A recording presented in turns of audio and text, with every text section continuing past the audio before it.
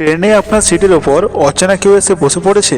ট্রেনের মধ্যে আপনার বাড়ির মেয়ে বউদের সঙ্গে কেউ অভদ্র আচরণ করছে।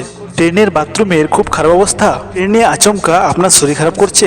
এই সমস্ত এমার্জেন্সি পরিস্থিতিতে আপনি কিভাবে হ্যান্ডেল করবেন? কে ফোন করলে রেলওয়ে কর্তৃপক্ষ সরাসরি আপনাকে সাহায্য করতে ছুটে আসবে। কোন অ্যাপসে অভিযোগ জানালে সঙ্গে সঙ্গে তার ব্যবস্থা নেওয়া হবে। আজকের এই ভিডিওতে ইন্ডিয়ান রেলওয়ের সেই সমস্ত অজানা ফ্যাসিলিটি এবং গুরুত্বপূর্ণ নিয়ম সম্পর্কে আপনাদের জানাবো, যাতে এরপর ট্রেনে ট্রাভেল করার সময় আপনাদের কোনো অসুবিধার সম্মুখীন হতে না হয়। তাহলে আপনাদের সময় নষ্ট না করে চলুন শুরু করা যাক। ধরুন আপনি রিজার্ভেশন টিকিট কেটে ট্রেনে করে কোথাও একটা যাচ্ছেন, হঠাৎ করে দেখলেন অজানা লোক এসে আপনার সিটে হঠাৎ করে বসে পড়লো। তাহলে কি আপনি তাদের সঙ্গে ঝামেলায় জড়াবেন? একদম সেই পথে পা বাড়াবেন না। সোজা নিজের ফোনের মেসেজ বক্স খুলে ফেলুন। সেখানে টাইপ করুন সিট স্পেস দিয়ে ট্রেনের পিএনএর নাম্বার, আবার স্পেস দিয়ে আপনার সিট নাম্বার, তারপর স্পেস দিয়ে লিখুন seat occupied by unknown passenger, আর তারপরেই এই মেসেজটি সরাসরি পাঠিয়ে দিন 139 নাম্বারে। এরপর দেখবেন কিছুক্ষণের মধ্যেই ট্রেনের টিটি বা আরপিএফ এসে সেই ব্যক্তিটিকে তুলে দিচ্ছেন। আর এই ক্ষেত্রে আপনাকে কোনো ঝামেলা পোয়াতেই হলো না।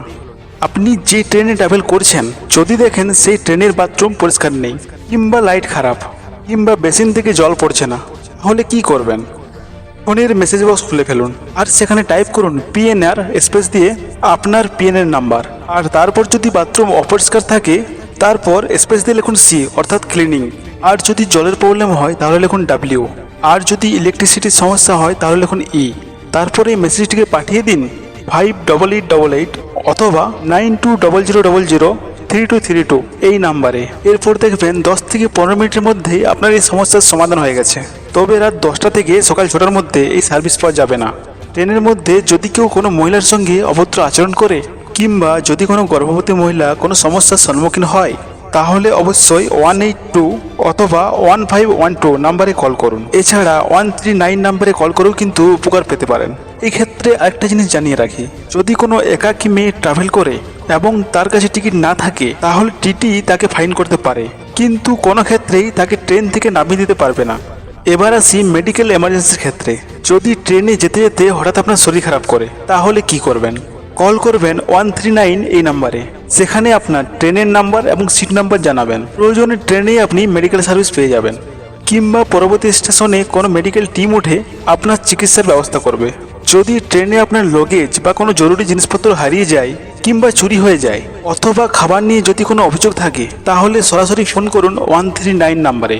আর এই সমস্ত সুযোগ সুবিধা যদি একটা জায়গার মধ্যে পেতে চান, তাহলে আজই গুগল প্লে স্টোর থেকে ইনস্টল করুন রেল মাদাত অ্যাপ। এবার কথা বলি ট্রেনের 10 PM রুলের ব্যাপারে। এই রুল অনুযায়ী কেউ রাত 10টার পর ট্রেনে জোরে গান বাজাতে পারবে না, কিংবা লাউড স্পিকারে যদি কেউ জোরে কথা বলে, সেটাও কিন্তু একটা বড় অপরাধ। ট্রেনের মিডিল বার্থ কিংবা লোয়ার বার্থের যাত্রীরা শুধুমাত্র রাত 10টা থেকে সকাল 6টা অবধি শুতে পারবেন। এর বেশি সময় ধরে সিট দখল করে থাকাটা নিয়ম বহির্ভূত। রাত 10টার পর কোনো টিটি আপনার কাছে টিকিট চাইতে পারে না। রাত 10টার পর যদি কেউ লাইট নিভিয়ে দিতে চায়, তাহলে সেটাও কিন্তু যুক্তিযুক্ত। এরপর কথা বলি রেলওয়ের কিছু হিডেন ফ্যাসিলিটি নিয়ে, যেগুলো আপনার চোখের সামনে থাকলেও আপনি তার সুযোগ সুবিধা নেন না। আপনি যদি কোনো জেনারেল স্টুডেন্ট হন, কিংবা SC/ST কোটায় থাকা আওতায় স্টুডেন্ট হন, তবে দূরপাল্লার ট্রেনে চেপে যদি পরীক্ষা দিতে চান বা বাড়ি ফিরেন, সেই সময় যথাক্রমে 50% এবং 75% ছাড় পেতে পারেন। তবে এটা শুধুমাত্র সেকেন্ড সিটি বা স্লিপার ক্লাসের জন্যই প্রযোজ্য। তবে এই ক্ষেত্রে আরেকটা ব্যাপারও জানিয়ে রাখি, এই সুযোগ সুবিধা পেতে কিন্তু আপনাকে আপনার ইনস্টিটিউট অর্থাৎ কলেজ বা স্কুল থেকে একটা সই করানো অ্যাপ্লিকেশন নিজের কাছে রাখতে হবে। এখন বড় বড় স্টেশনে কিন্তু যাত্রীদের জন্য 5 স্টার AC লঞ্চের ব্যবস্থা রয়েছে। অর্থাৎ আপনার কাছে যদি ট্রেনের টিকিট থাকে এবং আপনার ট্রেন যদি লেট করে, তাহলে আপনি ওই লঞ্চে খুব কম পয়সায় খাবার খেতে পারেন এবং বিশ্রামও নিতে পারেন। আরেকটা মজার ব্যাপার হলো, সেখানে আপনি ফ্রিতে ওয়াইফাইও পেয়ে যাবেন। তবে এই লঞ্চে ঢোকার মূল্য কিন্তু এক এক স্টেশনে এক এক রকম, তাই ঢোকার আগে মূল্য যাচাই করে নেবেন। তাহলে ট্রেনে দূরপাল্লা যাওয়ার আগে এই তথ্যগুলো জেনে কেমন লাগলো?